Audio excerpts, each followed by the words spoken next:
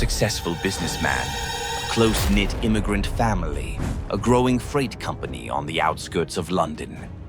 Then, without warning, they vanished. No goodbye, no struggle, just gone. 5 people, 3 generations, erased. This wasn't a disappearance. It was a blueprint, a takeover, a calculated effort to erase lives, not just physically, but legally.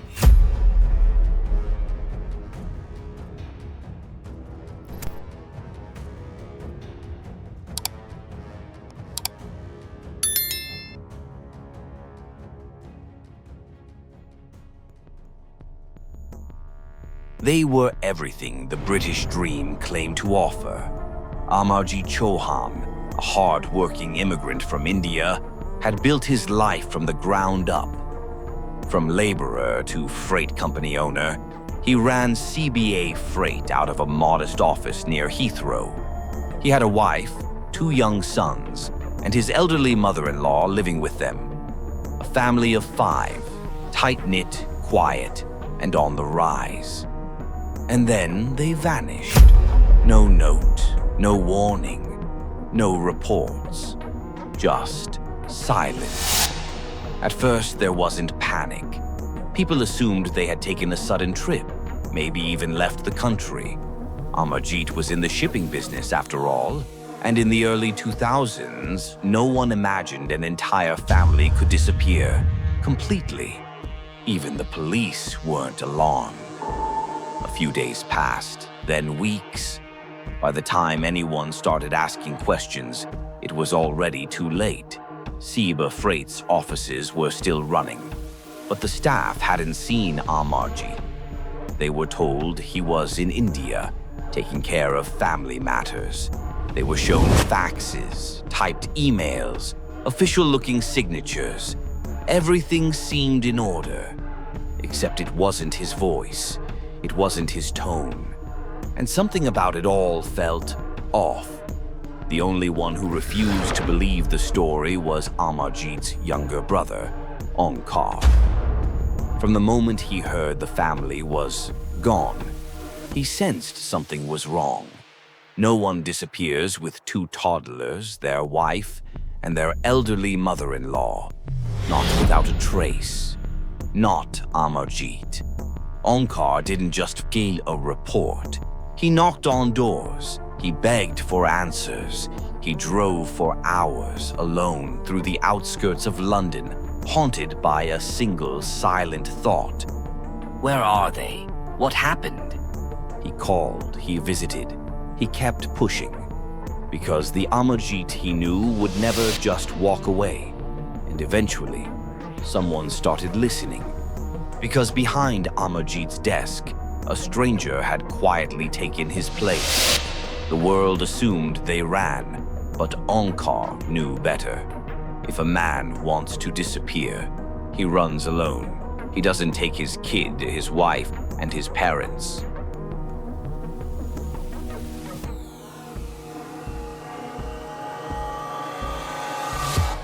His name was Kenneth Regan, but on paper, he was Ronnie Wilson, a name he borrowed, a man who no longer existed, a ghost identity, one he used to walk straight into CIBA Freight's office and take over. To the staff, he looked like the new boss. He wore a suit, spoke in soft, careful sentences, had official letters, emails, faxes, all signed Amarjit. And when they asked questions, he smiled. Mr. Chohan's in India, he said. Family emergency. He asked me to manage things while he's away. No one suspected a thing, because Regan wasn't a brute. He was a fraud artist with a history of drug smuggling, false identities, and psychological manipulation. He'd once faked his own death to avoid prosecution. Now, he was back, and looking for a new front for international trafficking. CIBA Freight was perfect. Real clients, real shipments, just enough cash flow to bury whatever was coming through the ports. And with the Chohan family gone, there was no one left to say otherwise. One person, though, didn't believe the story. Belinda Bruin. She had worked closely with Amarjit. She knew his style, his decisions, his voice. The man in the office, Ronnie Wilson, didn't act like Amarjit, didn't speak like Amarjit, didn't think like Amarjit. But Regan was one step ahead. He told her Amarjit had sold the company, that the documents were signed, and that Belinda's help would still be valuable moving forward. Regan didn't intimidate, he insinuated. He didn't say, "Sign this." He said, "Amarjit told me to get this processed, but I trust you'll make the call." He gave people the illusion of choice, and most chose wrong. He didn't need to break in, didn't need to raise his voice. He just walked in, sat at the desk, and made himself at home. Later, investigators would say, Regan didn't steal a company, he replaced it. He didn't kill the Chohans for revenge. He erased them for convenience. And for now, he was winning. But how long can a man wear someone else's skin before it begins to tear? He was a bit rough, I think. Not well educated, quite charming, dressed well, nice watch, spent a lot of money. He was kind of like a rich, wide boy. Regan's nickname was Captain Cash. He always had a lot of money, and I mean high denomination notes.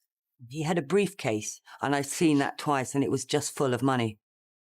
And I think he thought it brought him class when he had none whatsoever. Wow. He used to phone me quite a lot and emails saying, I haven't felt like this in 30 years. You're like a drug. I can't. I mean, just bizarre, considering that he didn't really know me at all. And then one day, a friend of mine said to me, why on earth are you going out with someone like Regan? And I said to him, I'm not. And he said, well, he told me that you're his girlfriend. And I said, you've got to be kidding. And he said, no, I'm not, which I found slightly worrying. And then literally, I think a few days later, he got arrested.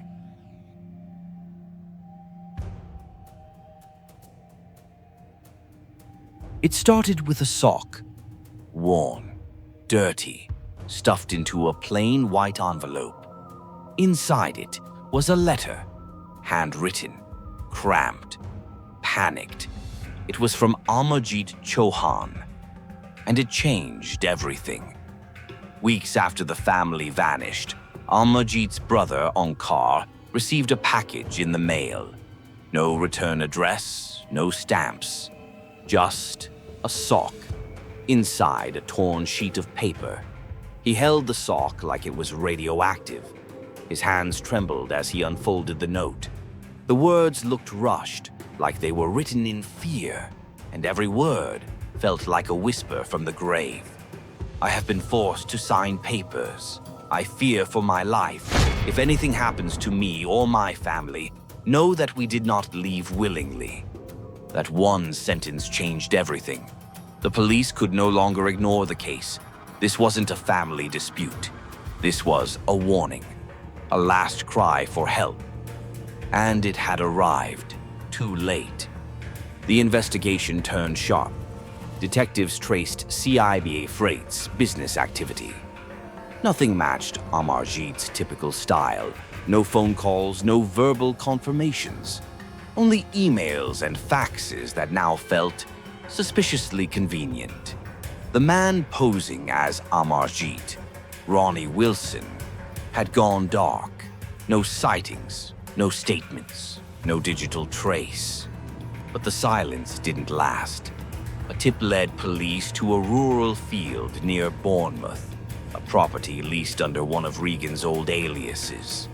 Nothing stood out, just soil, trees, quiet, until they brought in cadaver dogs. One of them stopped, barked, then scratched. Detectives began to dig, and what they found stilled the air. First, a man's body, bound, gagged, wrapped in plastic. It was Amarjit. Then another. A woman, Nancy Chohan, still wearing the gold bindi on her forehead.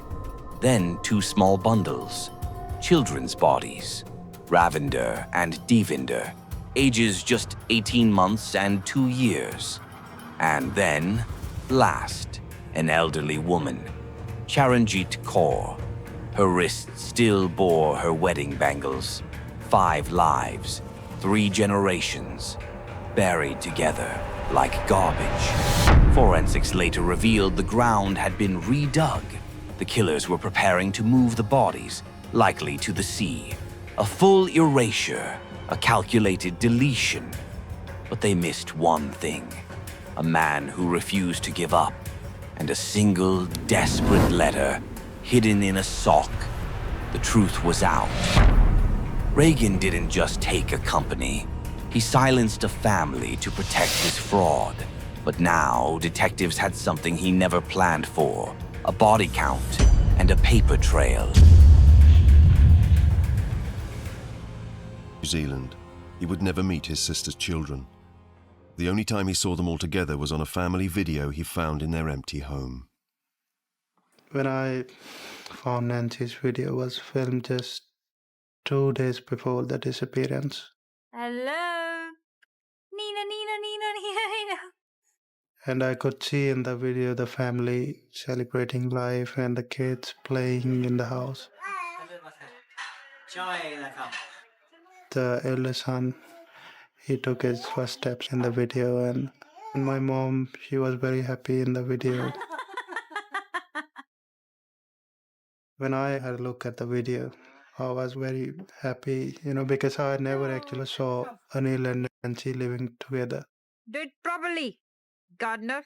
Very nice. But through that video, I came to know that Nancy was very happy with Anil, and she was, she was very lucky to have a guy like Anil with her.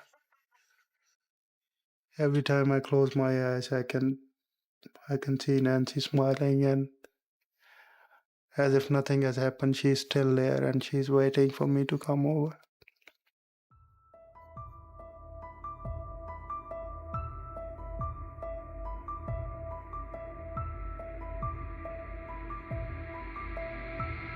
Most killers cover their tracks. Kenneth Regan, he planned to cover the sky. After the discovery of the Chohan family's bodies, detectives dug deeper. And what they uncovered wasn't just a murder. It was a full-blown corporate erasure plan, engineered like a hostile takeover. Regan hadn't just silenced witnesses. He tried to replace identities, forge legal documents, and even launder death through business paperwork. Investigators traced flight logs tied to a small private airstrip in southern England. Regan, it turned out, had access to a private jet through a contact in his old drug smuggling network. The plan was simple: fly the bodies out, dump them over the sea, let the ocean do the rest. No graves, no trace, no case. But timing failed him. When police raided the site, the plane had already flown, but inside the hangar they found industrial plastic, restraints, and traces of biological material. Regan had prepared to dispose of the evidence like cargo. He didn't think like a killer. He thought like a logistics executive, moving product. Back at CIBA Freight, things were even stranger. Digital forensics uncovered weeks of doctored emails and financial activity logged under Amarjit's name after his confirmed death. Paychecks, shipment authorizations, tax filings. Regan hadn't just killed the family. He had tried to digitally resurrect them. In court, one detective described it best. He didn't kill to hide a crime. Murder was the business model. This was no outburst, no personal feud. It was corporate homicide, cold, efficient, and terrifying in scale. But even in his perfect blueprint, Regan missed one flaw. He assumed the dead stay quiet, but Amarjit had written, and the earth had spoken.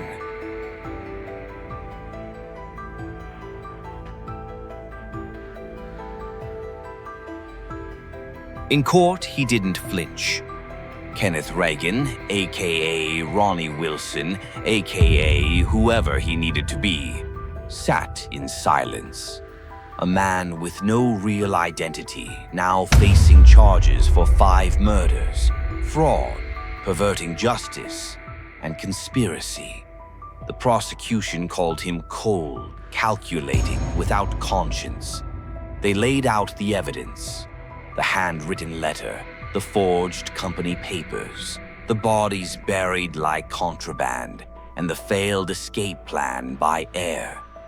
But what struck the jury hardest wasn't the logistics. It was the emptiness. Regan never showed remorse. No apology, no breakdown, no attempts to justify what he did. To him, it wasn't personal, it was business. 5 people died, not out of hate, but because they were in the way.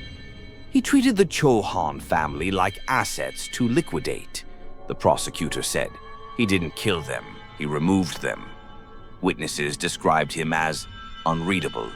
One police officer said, "Interviewing Regan felt like speaking to a mirror. You only see what he wants you to see." Psychologists believed he had narcissistic personality traits, antisocial behaviors, and a total lack of empathy. He was the kind of man who didn't fear prison, because prison didn't mean anything to him. In 2005, Regan was found guilty on all counts, sentenced to life in prison, no possibility of parole. He would die behind bars, just as anonymous as he had lived. But justice came at a price. The entire Chohan bloodline was wiped out. No one to carry their name, no child to grow old, no grave that didn't require a court order to find. Still, one thing remained. That sock, that letter, that final message Amarjit left. The thing that cracked open the mask and brought a ghost to trial. In the end, Regan's greatest mistake wasn't killing 5 people. It was believing no one would miss them. Regan believed no one would miss them. No one would ask questions. But one letter did, one sock did, and one brother did. That was all it took to pull the mask off a ghost and make sure he'd never disappear again. Thanks for watching. If you enjoyed this video, don't forget to like and subscribe. I look forward to seeing you in the next one.